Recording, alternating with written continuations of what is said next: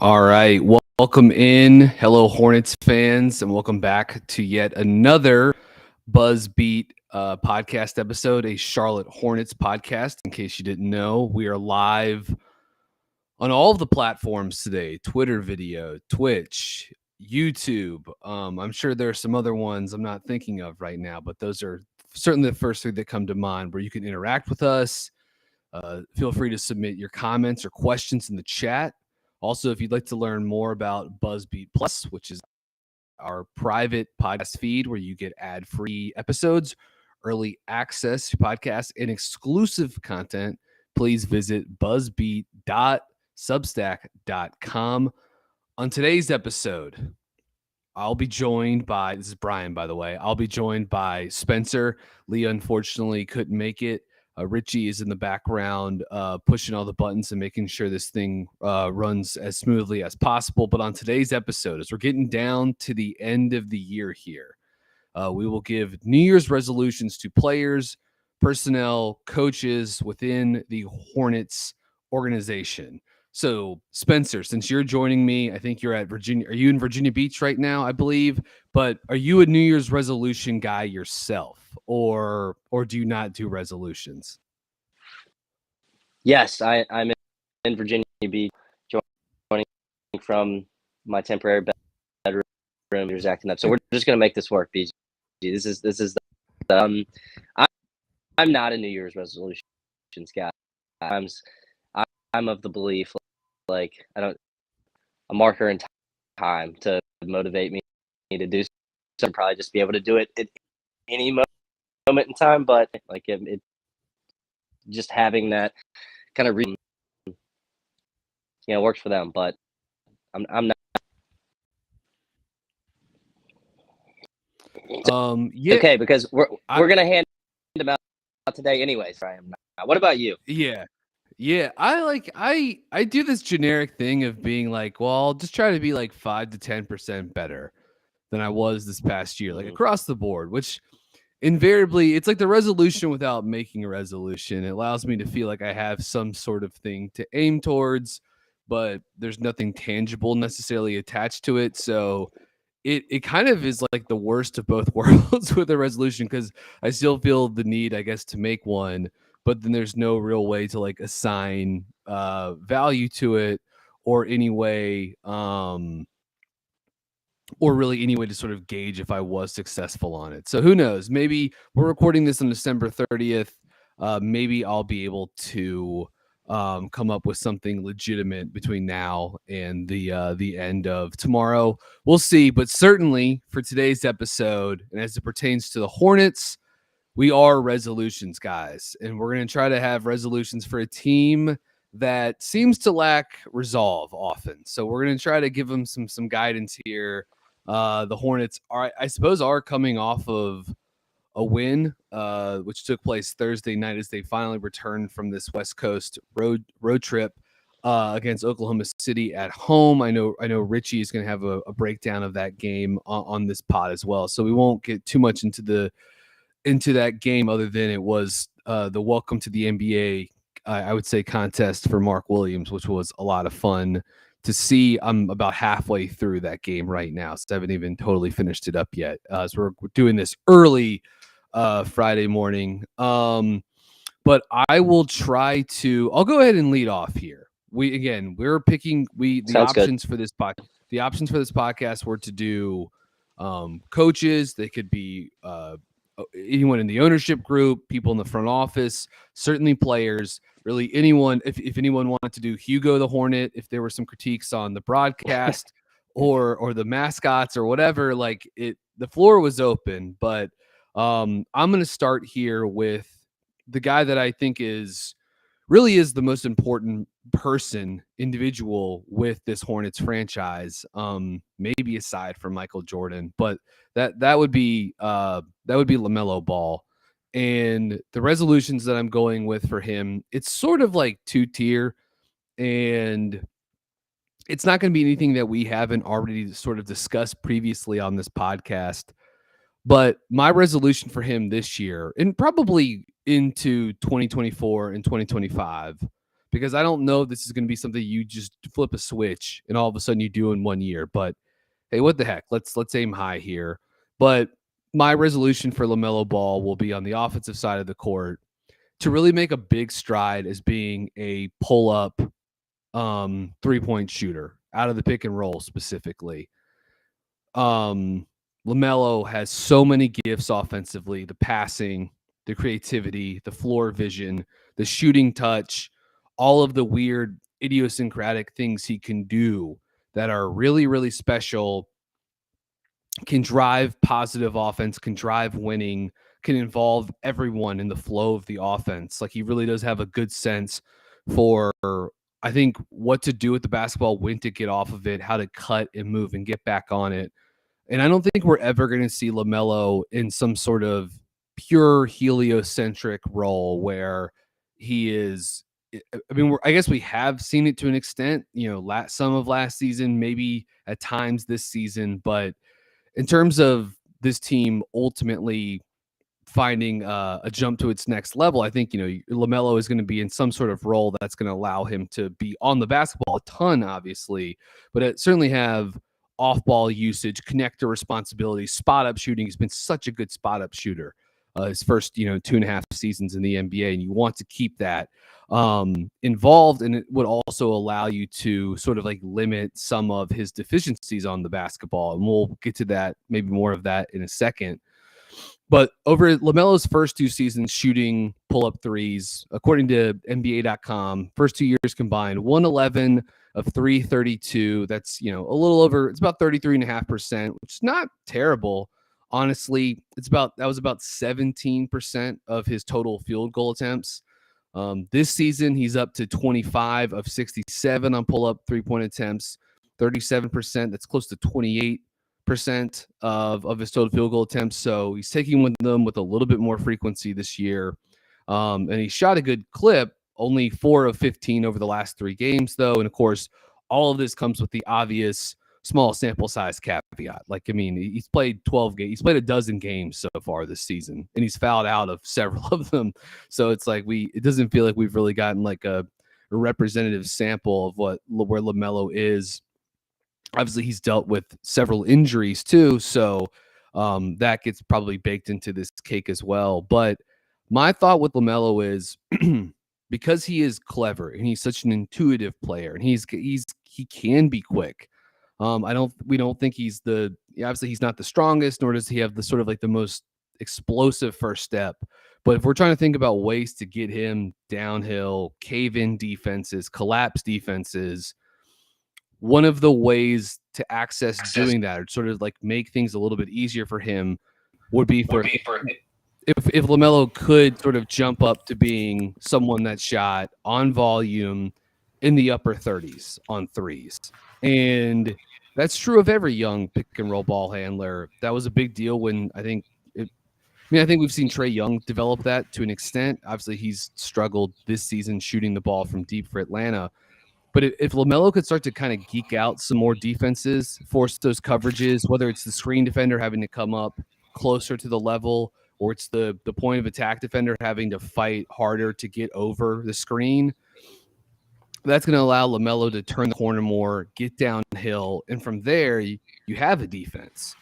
You've got the kickouts, you've got the lobs, you've got the rim finishes, like all of the floor opens up. So it's a big ask, to be clear, but if LaMelo could really make a big step as like a pull-up 3-point shooter out of the pick and roll, especially, I think it would go a lot. And then just to add to that, the next thing would be for LaMelo to not let drop coverage off the hook too. I think it's interesting when you look at LaMelo's shot diet this year. Only 19% of his field goal attempts are within 4 feet of the rim. That's down from 28% last season. That's down from 39% his rookie year. His free throw attempt rate is also down to 13%. It was 19.5% last year, 25% as a rookie.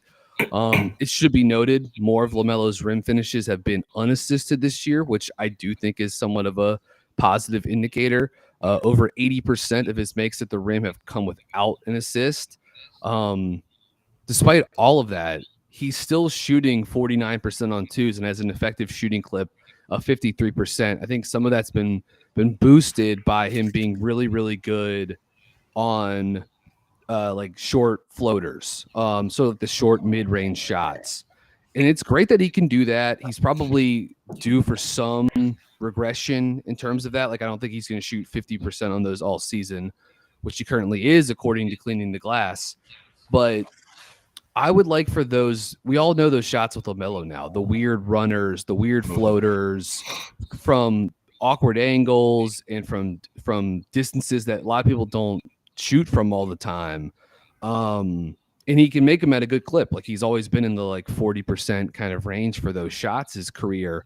But 40%, shooting 41% on those types of shots isn't the same thing as being able to get to the rim, get rim pressure, get layups, get draw fouls, drop off passes to guys like Mark Williams for dunks, put back opportunities for guys like Nick Richards for dunks or for tip slams or for, and one opportunities. So my hope for LaMelo would be there'd be a little bit of a mentality shift. And it's hard because I know this team is not very good. The spacing is not always good in the half court. And he's coming off an injury to an ankle. So you want to factor all of that in, but I would love to see him, and my resolution for him would be to become more aggressive from a mentality standpoint, really attacking the space when it's available. So 2 resolutions for LaMelo. Spencer, I'd love to know what you think about them, which would be taking a jump, making a leap as a pull-up three-point shooter, and then in those in-between spaces, when he has the runway to get to the rim, not letting drop defenders off the hook by taking those. I mean, they're artful and fun to watch, but those kind of like weird runners, floaters, and mid-range shots that he's sort of like known for. Yeah, I mean, I think you nailed it. If I dug in, I would probably present the same 2 things on LaMelo. In terms of that mid-range area that you're talking about, you used the word, artful. I mean, it is always going to be a part of LaMelo's game, right? Like it's just something very unorthodox. It's something different.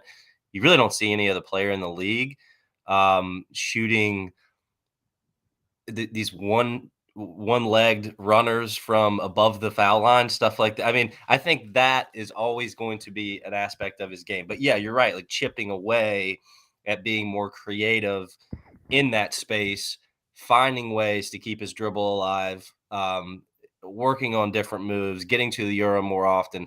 And Brian, I think honestly, like with LaMelo, when I watch him play, the one thing I just wish he'd do more of is just try to be a more physical offensive player. And I know that's tough to ask. I mean, his usage rate's out of control this year. It is a very heliocentric kind of feel right now, as you were mentioning, and that's part because that's who LaMelo is a player, but it's also part of this roster. I mean, he just has to be that guy right now. But I do want him to. I want to see him play through contact more often. It's a risk reward proposition. It brings in more injury, possibilities, things like that. But it's going to collapse the defense more often. It's going to give LaMelo more opportunities to be that artful passer that he can be, and it's just a more efficient way to play basketball, right? So getting to the rim more often. I think you nailed it. So just finding the right balance between being that artist in that mid-range area, because he is good with that shot, but also understanding as a basketball player and a leader on the court that the more often I'm getting to the rim, the better the team's going to be. The pull-up 3 stuff is, we'll see. I don't really ever see a real high ceiling, for LaMelo with that, but I do think, what did you say for his career now? He's like in that pull-up? His first 2 seasons, he was like 33.5%. This season, he's 37%, but it's on, fewer than 70 total attempts. So right, small sample. He's been an elite catch and shoot guy for 2.5 years, and he's been an elite foul shooter. So I think we know he has touch. We know he has shooting skill, because there are a lot of positive indicators to point to that, including what he's able to do on those like sort of weird, funky floaters and runners. But yeah, it's like ultimately I don't envision him being a Kemba or a Dame Lillard type pull-up 3-point shooter. But we've seen even someone like Ja Morant make steps in this, right? And all of a sudden, Ja Morant geeks out these coverages in different ways now. And certainly LaMelo doesn't have like the burst like Ja. I mean, no one really does at that position at this point until we'll see Scoot Henderson next season in the NBA. But for now, I just think that would really help LaMelo compensate for some of the lack of like just pure elite, high level, high end burst and speed. Sure. And I think, and you will see this where this roster goes moving forward, and what kind of backcourt running mate LaMelo might have. But we used to talk about this with Kemba too. But just giving him more reps off the ball is gonna unlock more of that creativity, right? I mean, the pull up three, yeah, it's super important, obviously.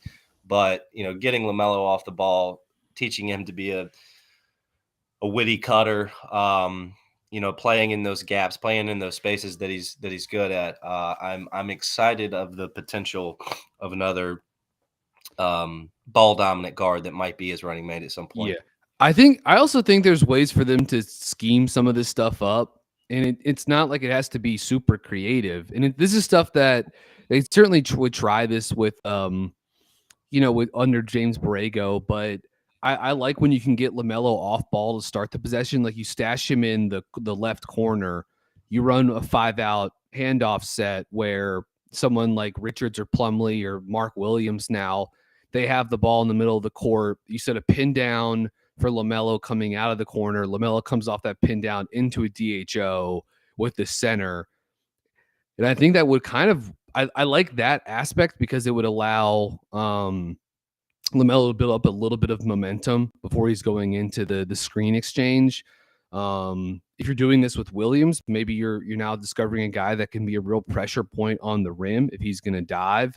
If PJ is the one that sets that pin down screen for LaMelo before he goes into the handoff, well then PJ, or if it's Gordon, those guys can shake up from the corner back to the wing. So all of a sudden, you just got a downhill opportunity for LaMelo. Maybe help comes at the nail, but if you've got Rozier space to the weak side wing, well then LaMelo's got an obvious kick out for a spot up three there. Or you could put Gordon or PJ there too. I mean, any of those guys can really shoot.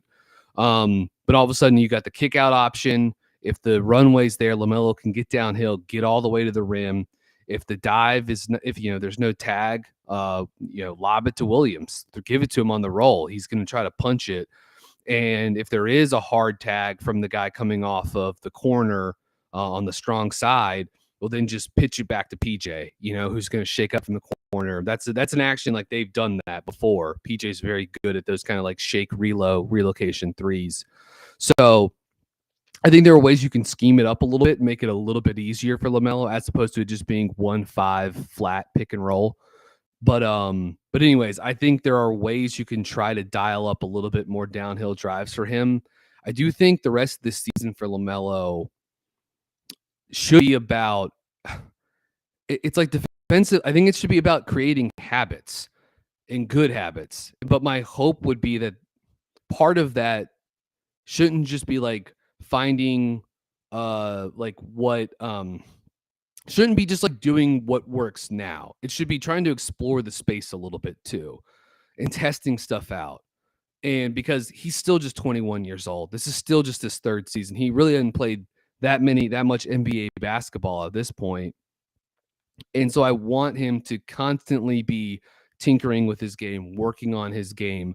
I think what is nice is that even though the rim volume has gone down this season, it's not turning into like more mid-range shots. He's just taken more threes so far, which is kind of interesting, actually. Like I think 53% of his field goal attempts this season have been from deep, which is pretty high, even for a on-ball guard that has a ton of usage or whatever.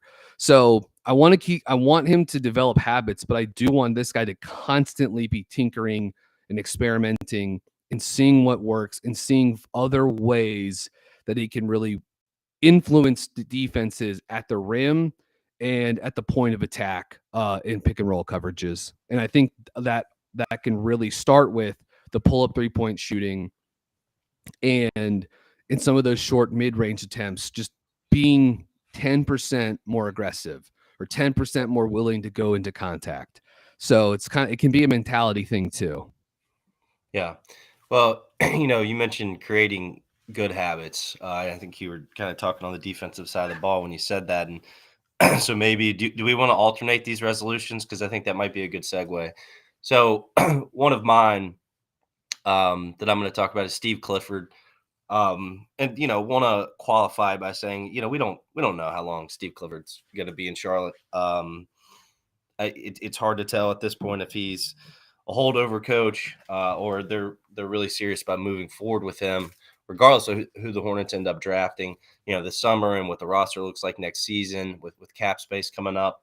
I think Steve Clifford is good for LaMelo Ball in some aspects, specifically defensively. He will help LaMelo create better habits defensively, and I think we're already seeing some of that, honestly. I mean, I think LaMelo has actually been pretty – I think he's been okay defensively this year. Last night was and I haven't got through the whole game yet either, Brian, but a really good, I thought, LaMelo defensive game. I do think it helps. This is where Clifford helps, is that they're just not doing as much of like the sort of like scatter shot stuff, slapdash trap that they did so much the last 2 seasons. Just like that played into, I think, some of like the genius of LaMelo, like the interceptions he could get, playmaking in space, but also it encouraged some of his bad habits on that end of the court too, I would say. And so I just think getting away from that has probably been helpful overall. Yeah. So, I think my resolution for Clifford is, and it goes in a few different directions, but lean into this situation, lean into this 10 and 26, whatever the record is, right? 10 and 26 team is. Lean in to getting these young players on the court as much as possible. What we saw last night from Mark Williams was super encouraging. He looked amazing. Now, in the past with these Charlotte teams, we've seen young players get in, have good moments, and then inevitably whoever it is that was injured or out for whatever reason comes back, and we kind of fold the chairs back down and say, all right, youngster, go back over here to the bench and let's watch. But this is the perfect opportunity for Charlotte to just pull the plug on some of these veterans, get these young guys out there. And I think it also helps Steve Clifford, putting him in a situation where it's just a tank job might help him as a coach too. Be more creative, not having to try to win 44 games, for example, might be a really good thing for Steve Clifford. Because I do think the Hornets owe it to themselves to give Clifford a chance, whether or not you think he's a long-term solution as coach. The Atkinson thing happened. It's a sunk cost. You can't do anything about it now. Clifford's here.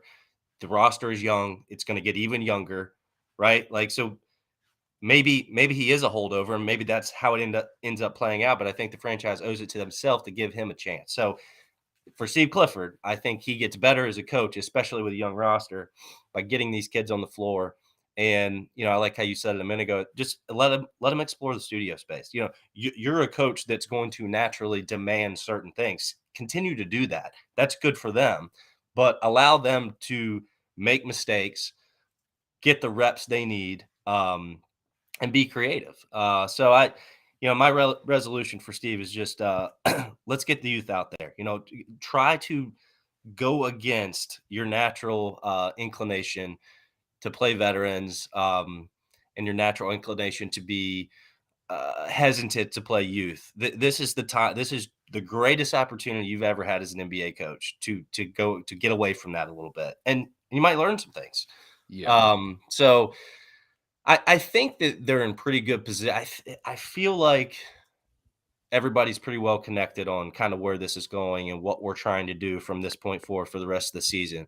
BG, but when MJ's your owner and Steve Clifford's your head coach, that's not a recipe of leaning into losing, right? So I'm not pulling against this team, of course. I like watching them win, right? It's fun. Yeah. It's fun to watch them play good, but there is that part of me that is still a little nervous that 5-game winning streak or whatever we could find ourselves in a stupid situation again. Yeah, I mean it's the culmination of like a lot of things. It's sort of like the way the NBA in a lot, so much of this is out of your control too, which is like, this part of this is a byproduct of the way the NBA is designed, the way the draft is designed, how you're incentivized to behave as a franchise. And then also like what this team has looked like for the last decade under this ownership group. And sort of like what the goals have been. And so when those two factors are pushing and pulling in different directions, it can leave a team like this feeling kind of rudderless, and it makes the highs of winning not feel as good as they should. And that sucks. That actually really sucks. And it puts fans in a tough spot, right? It puts media in a tough spot. It puts employees of the team in a tough spot. It's tricky because it's so obvious what this team should be trying to do. Like you and I talked about this before the season, Spencer. Like it seemed like they needed to hit the reset button already. And then you actually get like LaMelo literally got hurt. Like he missed a ton of time this year. Hayward's missed a lot of time. And if you had known that, if you could have baked in that, okay, LaMelo's going to miss this many games, Gordon's going to miss this many games, Terry's going to miss this many games, it would have further incentivized the need for them to hit the reset button. And I think I was talking about this with Richie the other day, but it's like, Clifford is so known for, especially, in Orlando and in his first tenure in Charlotte, for just like tightening things up on the margins, right? And doing the small stuff and creating good habits. And that alone is worth 2 or 3 points per game, just by like being smart, rebounding, being set defensively, not turning the ball over. And that's going to help you win X number of games. This team is in a sense, it's lucky that they've either, because they're just not that good, or through injuries, it's like they're not even good enough to get like the benefit of like the cliff sort of like on the margins, stuff. Which again it's no credit to like how the team has been designed. You know what I mean? Like they fell into that totally. And so my hope would be to add on to this resolution for Cliff would be worry less about like the success of like winning the 4 factors, you know what I mean? And like, unless it sort of is relating to like creating good habits for some of the young guys, because I do worry, like when Nick Richards comes back, what happens to Mark Williams? Like ultimately there probably isn't playing time for like 3 centers, you know what I mean? Or at least not like enough. And this will lead into my next resolution, but I'll save it. But like just the 3 center thing, because I was literally like, we shouldn't say it kept me up last night, but I'm like, we need to like trade Miles Plumlee like yesterday. Plumlee, like he just needs to be out of here. Like even if we cut him, like it doesn't even matter at this point. Mark Williams and Nick Richards need to play as much basketball as humanly possible. Agreed. Plumlee's a free agent too. It's like there's just there's no incentive to like continue giving him like 25 minutes a night or whatever. Zero. So again, I would be looking to trade him aggressively. If not, then if nothing's there, which I could see there being a small market for Plumlee, but if nothing's there, then it's time to, then you got to be thinking, the buyout line, right? And because Mark Williams needs the space. It will also, if you do that, it may also open the door for more Kai Jones playing time too, right? So that's one of the other sort of like downstream benefits of it, because like, a couple weeks ago, Kai Jones, perked up and was like doing some stuff and was kind of a part of the rotation, and like he's back out now. And same thing with Bryce McGowan. And it's like, no, these guys have to play. And if this team is going to be bad, it's like, okay, we can't be giving this many minutes a night to Mason Plumlee and to Kelly Oubre. Like that stuff's got to go to guys like Bryce McGowan's, Nick Richards, Mark Williams. Heck, maybe you throw James Bouknight a bone and try to get him back in the rotation. maybe not podcast, I think. But but anyway, so I agree with you. Like if I was Cliff, it's tough because like I think Steve Clifford is like best suited to be like a defensive coordinator assistant for like a championship caliber team, or a team that's that's like set to win 48 games, and then through Clifford's tightening on the margins or whatever, he gets them to be a 50-win team. You know what I mean? So That it feels like he's never gotten the ideal roster, the ideal situation. And so I don't know. I guess that's tough, but I still think he has the ability to be a guy that could help if he leans into this rebuild, as you're sort of saying, and leans into playing the young guys, that he could get a similar level of enjoyment out of seeing growth and seeing cohesion and development in that as he would by having, putting together the number 7 defense in the NBA or whatever. So interesting what you just said, because I was going to add one more caveat kind of to this New Year's resolution before I throw it back to you for your second one. But I actually think Cliff is more suited to be like a head coach in the NBA, and I think it can work long term. The other thing I was going to encourage Cliff to do is think creatively. To like, I'm going to build my proposal and I'm going to take it to ownership in the offseason. And my proposal is going to be why we need to overpay above the market for, let's say, an offensive coordinator. I'd love Cliff to be the voice, because he is the head coach voice. I think he's good for young players. I think he's good in front of the media. I think fans like him. Like all these things matter too.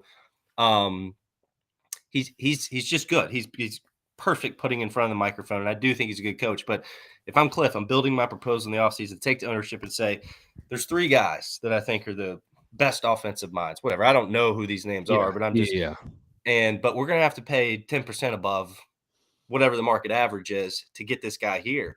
I know that's not a habit. We don't like to really spend in Charlotte very much, but I can unlock things. This person can help me run a top 10 offense in the NBA while I kind of guide this young team and demand we rebound the basketball, we defend, we don't turn the ball over, all the Cliff things that we know and love. Like I think that could be a long-term fit with a LaMelo-led Charlotte Hornets roster. That's where I'm just like, I'm keeping hope that Cliff can be the answer, but it can't just be Cliff, right? Like he needs help. He needs some offensive creativity. And I kind of hope that Cliff in the front office ownership might see, let's go find that guy. And then, Cliff's not a spring chicken. Maybe that guy is set to take over at some point, Yeah. So Cliff really did have like one of the sound bites of the season. Maybe these, at least as far as the coaches go, like maybe the sound bite of the year so far. Well, a couple weeks ago when he was like, LaMelo's first game back and he was mad about the team defensive effort. So I think you're like, Clifford is a voice. I do think people respond to that. And I think it's like, it's good on him also that he went out and said it. Like I can critique Steve Clifford in a variety of ways, but that wasn't him like just like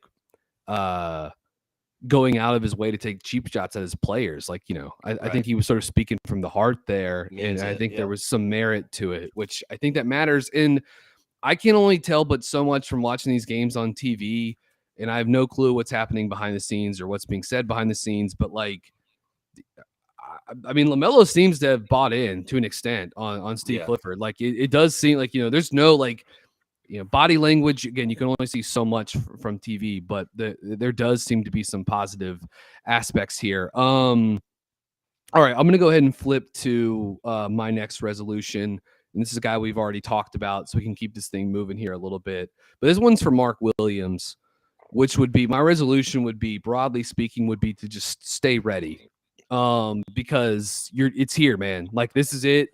You are playing at a level where it's going to shape not just the next couple of years, but in the immediate future, I think what your role is going to look like. Like you don't want to go back to Greensboro, keep doing this.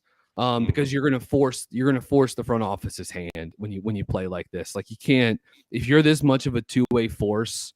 And he just had a monster game against Oklahoma City that I know Richie's going to get more into, but just an incredible line in that game. 7 of 7 shooting, 17 points, 13 rebounds, 2 assists, 2 steals, 2 blocks, 4 offensive rebounds, just a monster game. And he played pretty well against Golden State the other night too, I thought. So my hope for a guy like Williams would be, stay ready, and along with that, continue to set hard screens and continue to dive hard.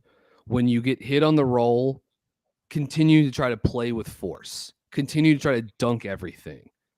Put guys into the basket. Get to the free throw line. But continue to run hard, set hard screens, and dive hard.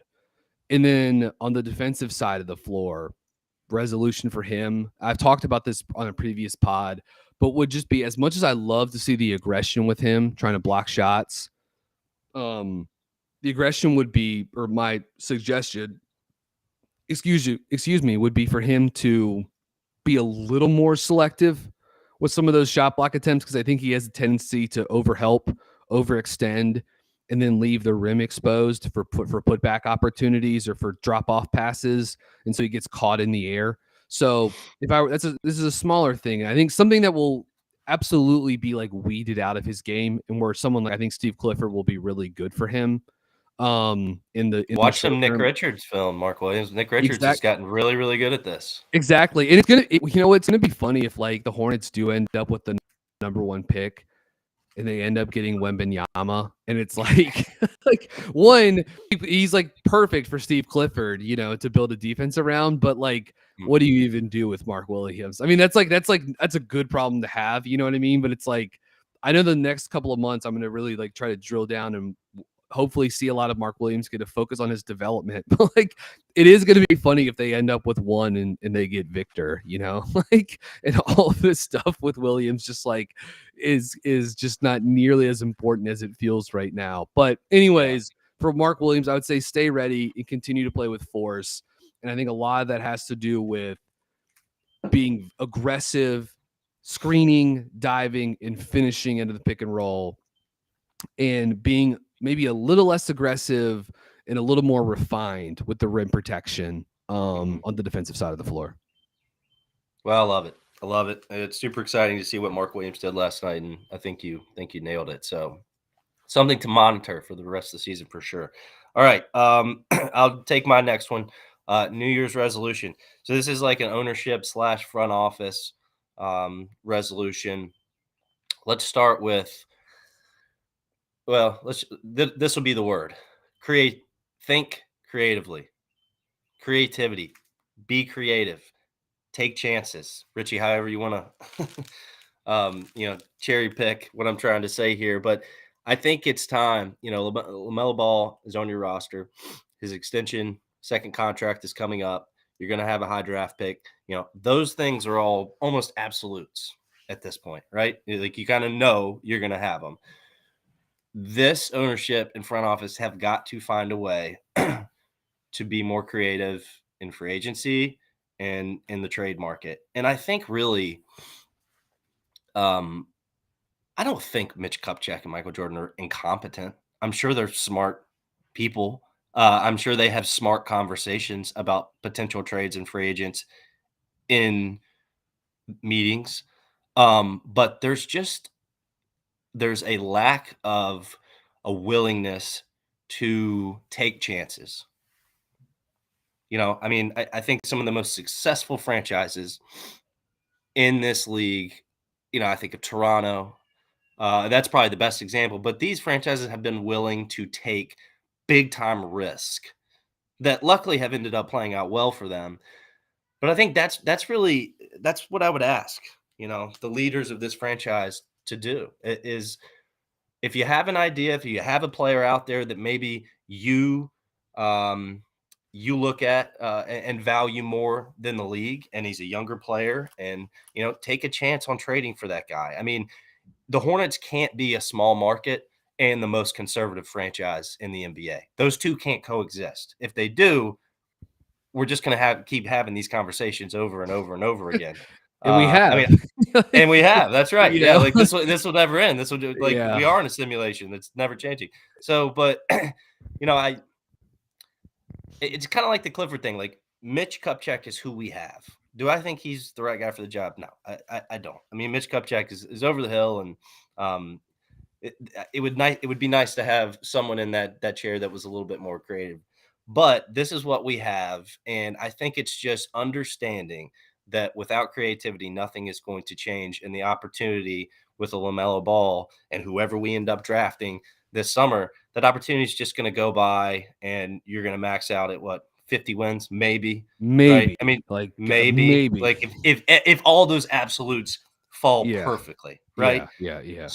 So it just, ownership is the best competitive advantage in the NBA and the NFL and professional sports, really. And usually I think it boils down to, certainly it's nice to have an owner with a lot of money. That helps. And Charlotte doesn't have that. But usually it falls back on willingness to be creative and take risk. And I just really wish that there would be a moment of epiphany for somebody in the front office to realize that, because as bad as it might seem, for this franchise and this roster and the direction it may or may not be going, but there are a lot of bright spots, and the opportunity is there.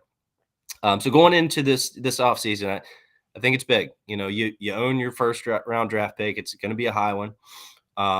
You own one from Denver. Doesn't look like it's going to be great. You've got a good chunk of cap space.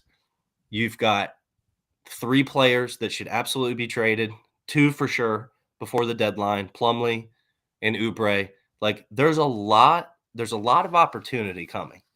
But you really got to go through every possible scenario and dig deep into those scenarios of what that could present, what opportunities, what chances, what risk-taking chances that could present, all those assets.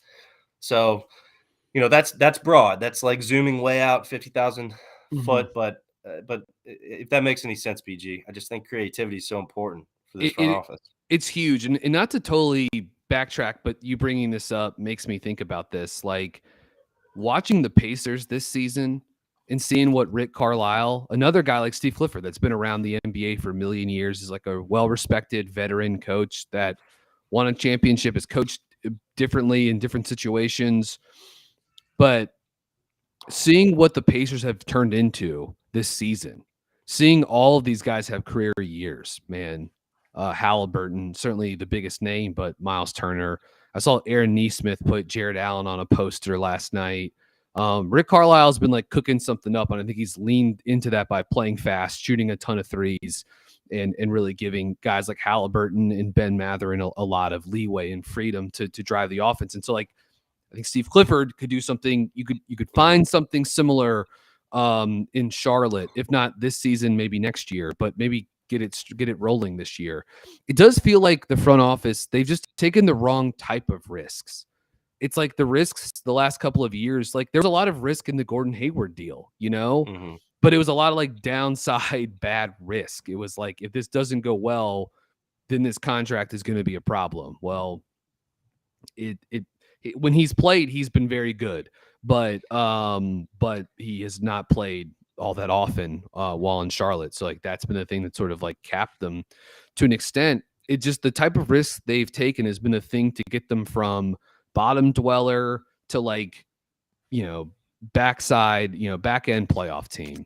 When I think the risk they should be looking more towards is maybe like a little bit lower risk, but like greater rewards. And you just got to be a little bit more patient and take more chances to be successful doing that stuff. Younger players, BG, exactly. But to qualify kind of the risk I'm talking about, like when you sign a veteran, over the age of 30 that's got injury history, and you damn near max him out, and on top of all that, you stretch another player on your roster for 3 more years on your cap. Like, yes, that was a risk, but it was a bad risk the moment it happened, right? Like overpay for a 25-year-old guy who's shown some real flashes, right? If it, like that kind of stuff. Anyways, like the Pacers took a chance to even acquire Tyrese Halliburton, right? That's right. Like they had to move an all-star center on their roster to even get this guy. So like, I mean, they saw an opportunity, and that front office historically has done a pretty good job of taking some swings in the draft or in the trade market, getting Victor Oladipo via trade, getting Tyrese Halliburton a few years later in a trade.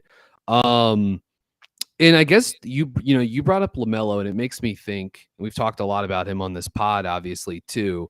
But with a player that's so with a player that is unique and that is special and has this um like fun and plays this fun set of skills, that plays this exuberant go pass it's style of basketball, that you would get a player like that, and that you would then try to build just like the most like rote playoff team around him. Do you know what I mean? Like you got him and immediately we're like, okay, let's go. Let's build the 7th seed around him.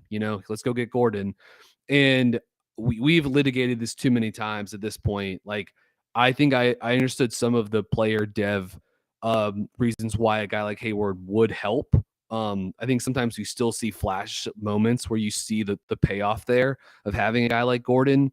And I think in the 2021 draft, you saw Charlotte think, okay, we got to get some like athletes to pick with LaMelo. So Kai Jones, JT Thor, like you could kind of see the vision, and that vision got really blurry this offseason in 2022.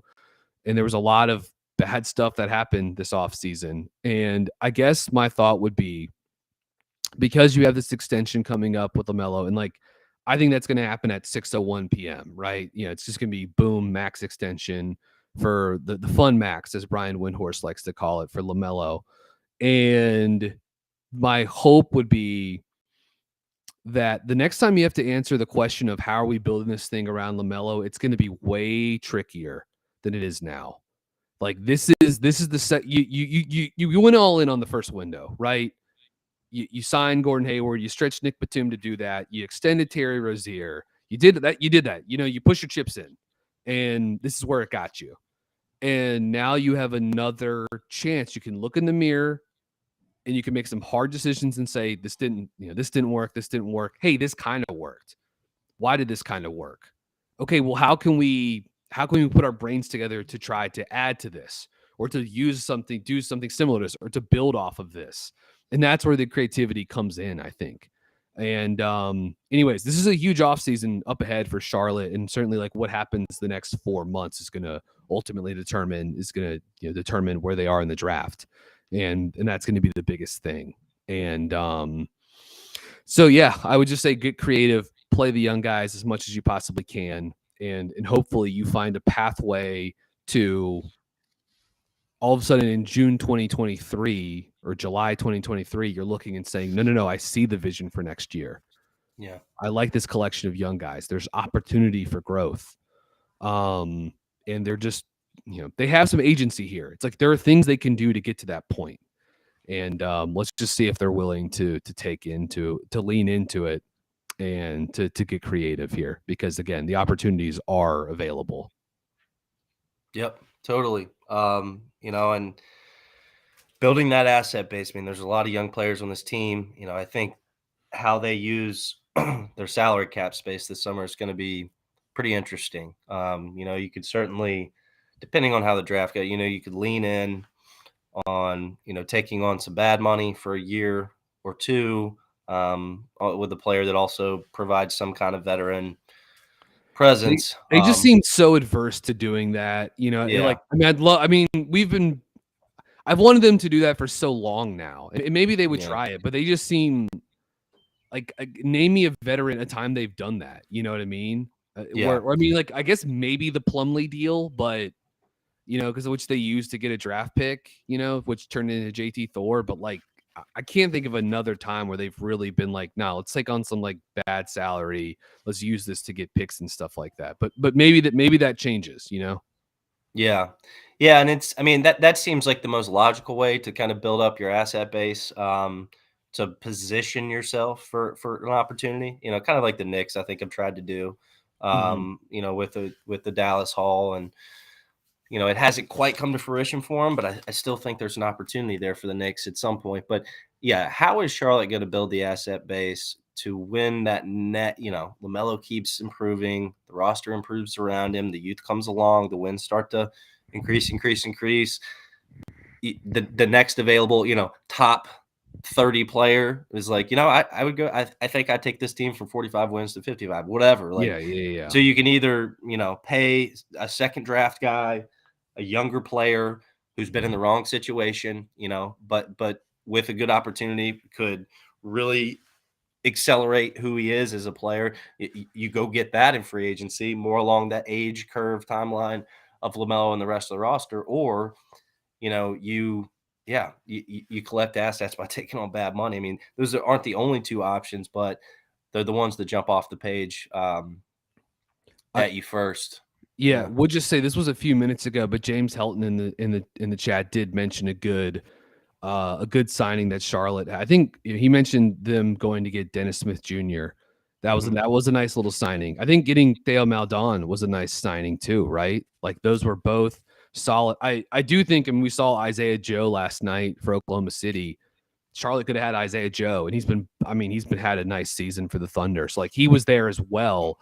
They opted to go for Maldon instead of Joe, which I think I would have preferred Joe, but Maldon I think has shown some stuff too, and looks like to be a guy that Charlotte's probably played him more than they were envisioning this season for a two-way guy, but is a nice young talent to have in the room. I like those are such. I mean, it's not easy to do that stuff. But those are the kind of moves I'd like to see more of, like finding those second draft guys like that and getting them in the building. And I think both guys have probably outperformed expectations so far this season. The DSJ has just been, the injuries have just unfortunately plagued him a little bit. Yeah. Yeah, and I agree. I mean, those have been great moves. They've been feel-good stories, certainly. Charlotte's kind of served as a landing spot for these guys to almost kind of revitalize their careers, really save their careers. I guess like the risk I'm talking about, like what New York did with their cap space to go get Brunson. I think that's more of the example of what I'm talking about. Like it's I still think it was an overpay, but he's been really good for them, and he's kind of kept them afloat and kept them competitive in a market where you really need to be that. And while they still have these draft assets over here that they can cash in at some point, that's where I would like to see Charlotte maybe go find a young player that makes this team better and fits with LaMelo and overpay a little bit. Use the cap space. If you're not going to take on bad money to get more assets, then use the cap space, as a risk, right? Are there any assistant coaches looking for jobs in the NBA that have a son of theirs that's set to hit free agency that you could maybe bring the dad in the door and add him to the coaching staff and then use that as a lever to get the son in the room? But just the thing with Brunson is like of course he's helped out. Like they got a guy that creates advantage in the half court, and like Charlotte just doesn't really like. That's the whole point of this conversation we're having is like they need more guys that do that. Right now they have, I guess, kind of LaMelo. They certainly, you really don't get that from Terry on a consistent basis. So like that's the thing. Like those are the kind of guys I'd love to see them also like go more in on, or like creators too. Like that's really where I think you should, if you're going to spend some money, you do that.